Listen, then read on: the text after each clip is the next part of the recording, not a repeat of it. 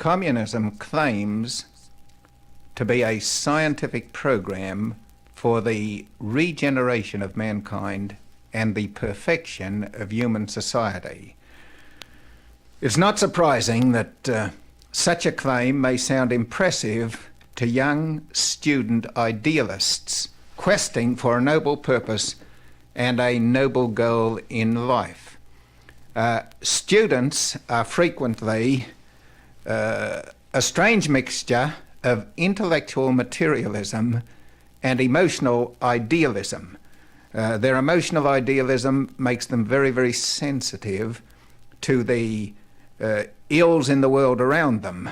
Their intellectual materialism makes them susceptible to a neat argument based on allegedly scientific processes and materialistic foundations which promises to result in human perfection. So students are often recruited in terms of four basic facets of their nature. The first of these four recruiting forces is disenchantment with the capitalist system.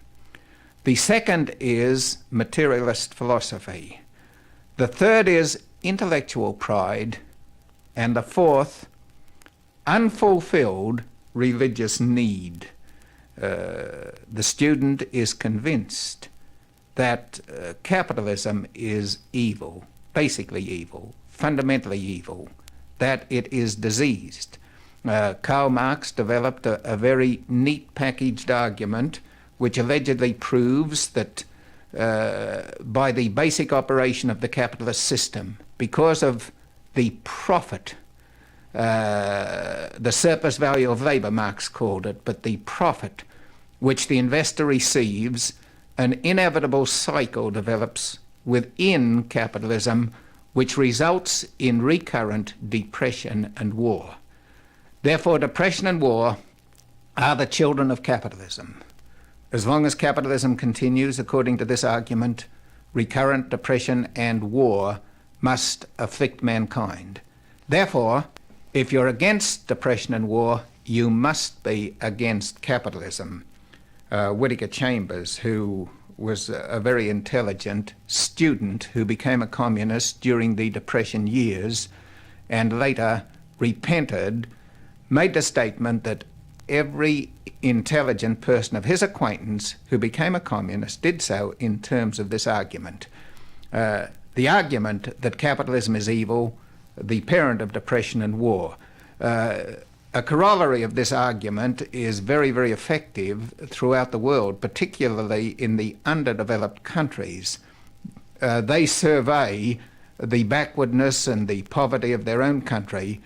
They find a very easy explanation of why conditions are so bad in their own country. They claim that it is the result of American imperialism, which is the manifestation of capitalism throughout the world. They claim that capitalism has drained the fruit of labor from these countries through economic colonialism, and therefore the American system, which they call American imperialism, is fundamentally the enemy of the majority of the people of the world. This is the argument which is very, very powerful in recruiting the students in the underdeveloped countries into communism. The argument is palpably false because those countries in which capitalism has not been present, which were not colonies, have conditions which are as bad or even worse than those which characterize the countries in which colonialism has been present and capitalist investments have been made. Nevertheless, this is a very powerful argument with these angry young students and angry young men. So the first feature of communist recruitment of the intellectuals is disenchantment with capitalism. The second feature is materialist philosophy. Having renounced belief in God and any power greater than scientific materialism, they're then in a position to believe that scientific materialism alone can perfect mankind and thus perfect society. If the present environment has created the evil of mankind, the sins of mankind, a selected environment can create a selected character and selected personality. Therefore, a rationale for human perfection is provided. Therefore, the program announced by the communists of destroying the capitalist system, seizing all power, and forcibly creating a regenerative environment appears sensible. It makes sense. It appears attractive. The third feature that recruits the intellectual student is intellectual pride. They're very, very conscious of the brilliance of their own intellect. They're grappling with ideas. They observe the majority of the people of the world who are content to just accept the traditions that surround them and concentrate on social life and pleasure and getting as nice a home and raising as fine a family as they can, and they're filled with contempt. And they believe that they're in tune with the great minds of history, and because of the superiority of their understanding and their intelligence, they're historically ordained to this great and difficult task, the destruction of the hideous curse of mankind, the capitalist system, and the creation of the environment which will perfect and regenerate mankind. And there is this sense, this messianic sense of destiny and grandeur that is inherent within this concept of communism. Some idea of this messianic sense of the true communist is given in the speech of Joseph Stalin on the death of Lenin, when Stalin said, "Comrades, we communists are people of a special stuff. We are made from a special mold. We are those who form the army of the great international proletarian strategist, the army of Comrade Lenin. There is no greater honor than the honor of belonging to such an army. There is no greater title than the title member of the party whose founder and leader was Comrade Lenin. It is not given to everyone to be a member of such a party. It is not given to everyone to withstand the stresses and strains that come from membership in such a party. It is to the sons of the working class, the sons of incredible privation and heroic effort, who before all should be members of such a party.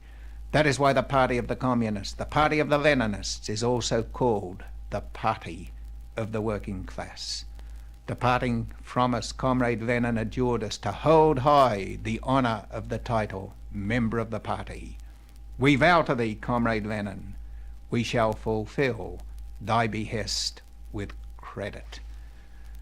This concept of belonging to the finest, the greatest, the most powerful organization, the supreme intellects in tune with the purposes of history, appeals to the intellectual pride of many of these students and makes them susceptible to recruitment to communism. The fourth feature of communist recruitment is unfulfilled religious need. Man shall not live by bread alone. A society that provides all the material wants of life, such as food, clothing, shelter, transportation in relative abundance, is not enough. Man needs a goal, a purpose, an inspiration, something to give meaning to life and sacrifice.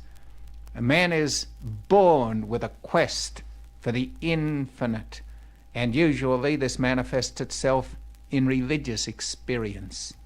But when the doors of religious experience have been closed, atheism has now become the doctrine, materialism the foundation of life, the need for fulfillment for some purpose still remains, and these questing religious forces find their refuge in membership in the Communist Party, the mystic union, as it were, of the finer intellects who are made of one body, and this body, the Communist Party, is responsible for the fulfillment of history's purpose on earth.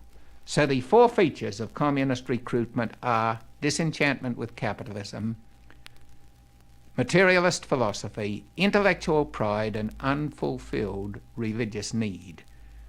To stop this recruitment, which is very important, it's necessary that folks should understand the virtues of capitalism, as well as some faults which have been present historically and are being progressively rectified, that they must renounce materialist philosophy and be encouraged in an intellectual humility and an understanding of the limitations of human nature and the unfitness for any human being to have absolute power and control over others, because human nature is weak and sinful.